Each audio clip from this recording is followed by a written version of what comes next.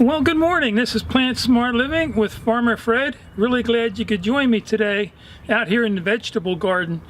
Well, you know, it's early spring here in Pennsylvania, Zone 6.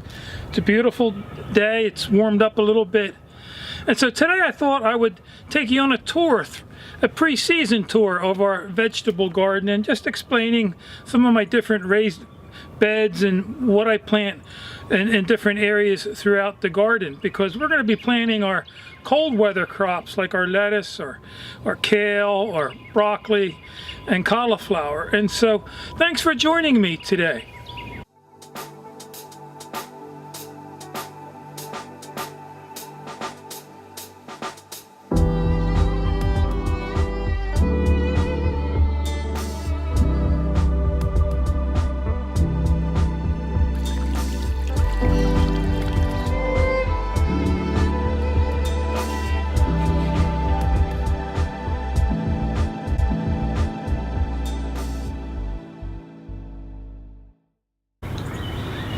So let's take a look at the raised bed over in this area of the garden.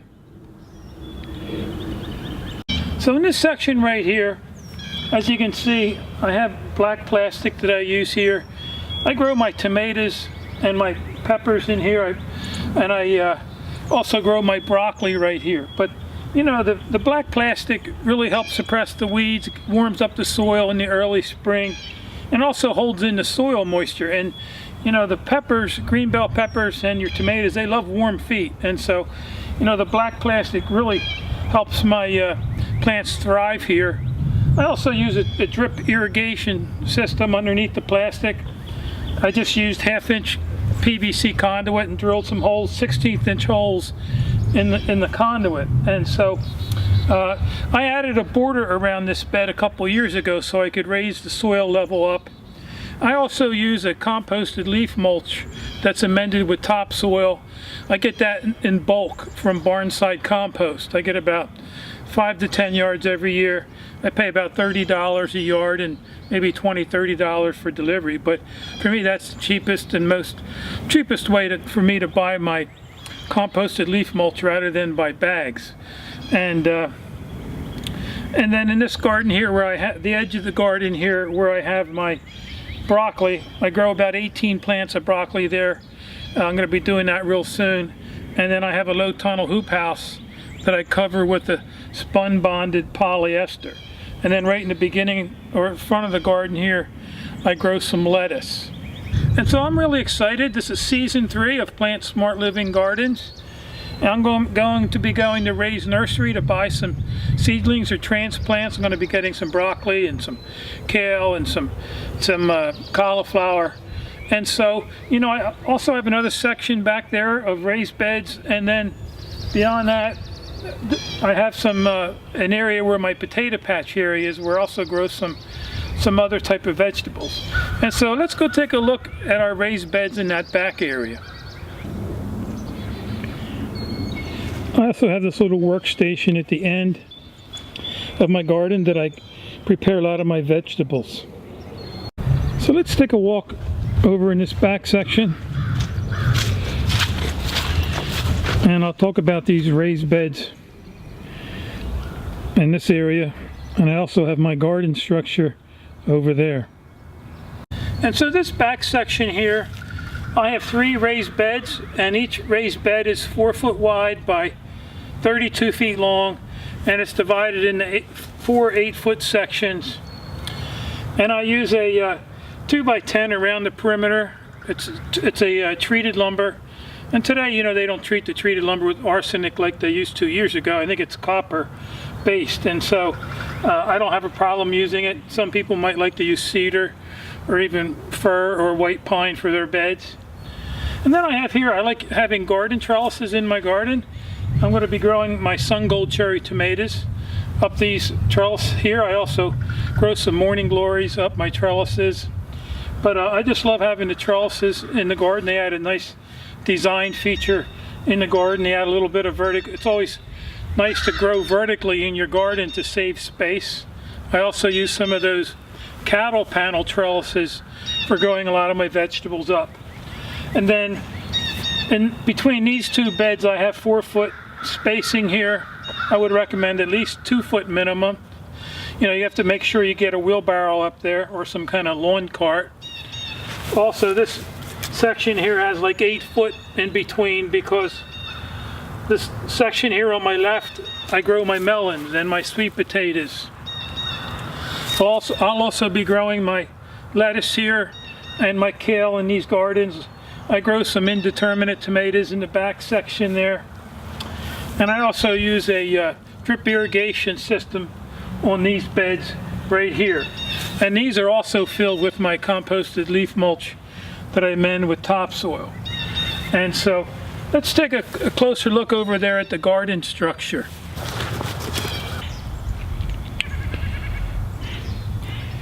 Up there is where I grow my indeterminate tomatoes. The type that can grow anywhere from 8 to 12 feet if you don't prune the end. But right here in front of me also I stopped. This is a garden fountain that I built last year. I also did a video on how you can build this for under $65. I'm going to need to get that fountain out soon and get that all prepped so I can get the fountain up and running. It also makes a great bird bath. And so let's go take a closer look at this garden structure. And so this garden structure here has really been helpful. You know, I have an outdoor workbench that I use here to prepare my vegetables. I also have like a 100-gallon tub that I store water in there in the early spring so that I can water my plants using a utility pump. And then also behind this fencing area right here, I have an outdoor shower that I love, and I use that throughout the summer when I'm out working in the garden. And I also have a pond over there that I use to draw all my water from for my back area, my garden areas here, and I also use that in the shower. So let's take a closer look at this garden structure. And so here on the end of this garden structure, I have like a 2-foot by 6-foot raised bed that I'll plant some of my canna lilies in there. I also maybe will plant some Swiss chard on the end. And then I also have a trellis there that I'll use to grow some of my, probably the morning glory vine up. And you know, they add a lot of nice color and beauty to the garden, as well as the canna lilies. They have a beautiful radiant red flower on them. And so this here is my outdoor workbench. It's just handy. It's a multi-purpose workbench that I use for all kinds of things out here in the garden. I also use it to prepare my tomatoes when we can. And then this is the tub under the workbench here that I use to store water in, and then I'll pump the water out in order to water my vegetables. And then right behind me here is where the outdoor shower is. I won't be hooking that up until the last frost, and our frost date here in Pennsylvania is around May 15th.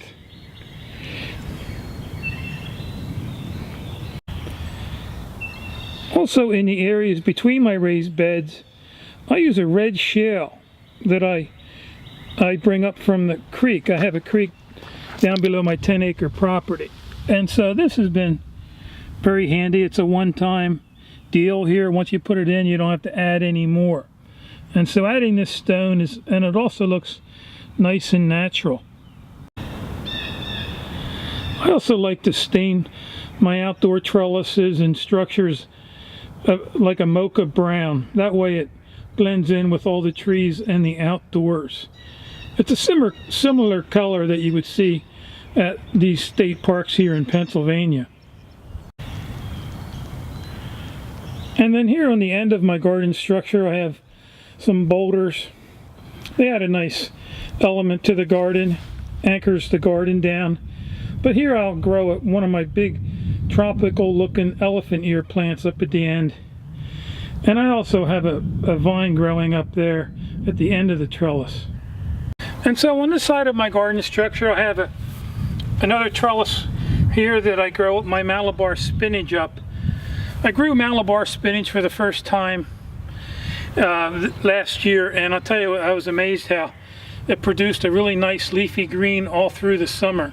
And we use that in our tomato sauce that I canned at the end of the season. But this is like a 30-inch by 8-foot trellis. I used 1x2 frames, and then I used the chicken wire here for that to grow up. And then I also will grow some of my sun gold cherry tomatoes here on this corner. And then over here on the end of my workbench, I have some different switches here to control my pump down at the pond, and also my utility pump that I'll use in that big tub there underneath the workbench. You know, what's interesting is this being an early season garden tour, you know, we had a snowstorm a couple weeks ago, and it was like 4 to 6 inches of snow here in Pennsylvania, like in the beginning of March. But you know, as you look around the garden, obviously it's barren, you know, it's like a desert, you know. But at the end of this video, you know, I always put it was our 2016 garden in its full bloom, like in July, and so you'll see the big comparison. But you know, give it a couple months, once I do my planting out here and sowing my different seeds, I mean, it's amazing how this garden's going to take transformation, you know, through the next couple months. I'm sure if you're a gardener, you've experienced that, and so it's pretty exciting. You know, this is a really exciting time of the year. You know, I love springtime. It's a time of rebirth and renewal for the earth. That's one reason I love Pennsylvania, is you get the 4 different seasons. And so why don't we head on down to my potato patch area. And so thanks for joining me out here in the garden. And so follow me along.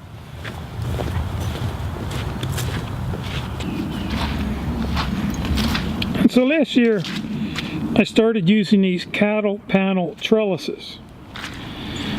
I ended up buying the cattle panel from a local tractor supply. They're around $22.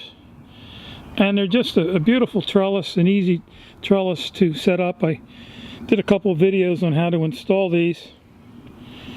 I also grew my sun gold cherry tomatoes up these last year, and I'll be doing that again. And so I just love these trellises in the garden. I would encourage you to try using them yourself if you haven't already. And so let's head on back to this area here. And so this area right here, I have a 4-foot by 8-foot raised bed that I added last year to the garden, and I have some strawberries growing in there. It's the early variety, and so my wife and I are really looking forward to having some fresh strawberries this year.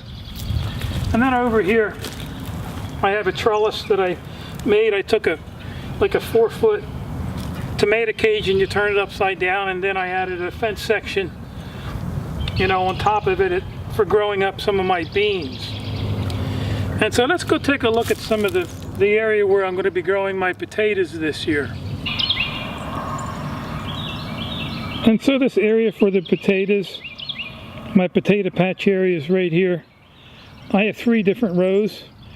And what I did was, a couple years ago, I had someone drop me off some big loads of wood chips. And so these have been here for a couple years now. And so they've been a really nice growing medium for my potatoes. But I'm going to be growing some red Norlands in here, probably some Katahdin potatoes, and maybe some Yukon Golds in this area. And over there you can see through the woods, you can see where my pond area is. And a couple of years ago I ended up building this purple martin birdhouse. And also over in that area right straight ahead, I have another cattle panel trellis that I'll be growing something up this year. Let's take a closer look. And you can see I just used a T-post on each corner there to support the arch. Something really easy to add to your garden. And then also up in that area I have my lean-to greenhouse that's about 7 foot by 16 foot. I have some kale in there that's overwintered. And so why don't we take a quick look. We'll take a walk up to the lean-to greenhouse and take a look at some of that curly leaf kale that overwintered up there in the greenhouse.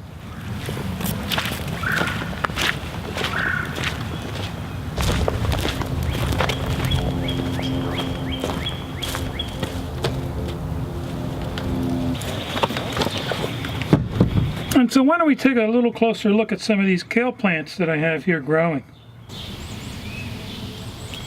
And so now with the weather warming up a little bit, these kale plants are starting to take off, and I'll be able to harvest these for another month or so.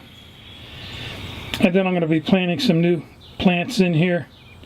I also need to add a new cover over this lean-to greenhouse.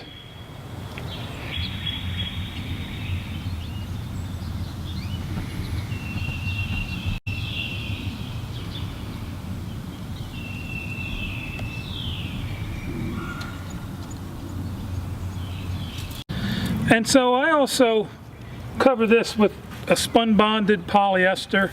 You can also add a 6 mil polyethylene plastic to the top of this greenhouse to keep it a little bit warmer. And I also have one other section that's down below my pond that I call the forgotten pumpkin patch area. I have 4 raised beds down there I made out of I recycled some picnic tables, but those areas are like 30 inches wide by 5 feet long. And I grow a lot of some pumpkins and watermelons and some of my Waldham butternut squash down there. And so, you know, we're really excited here to start growing and planting here in our gardens. And so I just want to thank you for joining me today out here in the garden. And if you have any questions or comments about this video, feel free to leave them in the section below. And you know, to learn more about gardening and how to reclaim your health, you can also visit us at plantsmartliving.com. Well, anyhow, I hope you have a wonderful day today. So until next time, this is Plant Smart Living with Farmer Fred.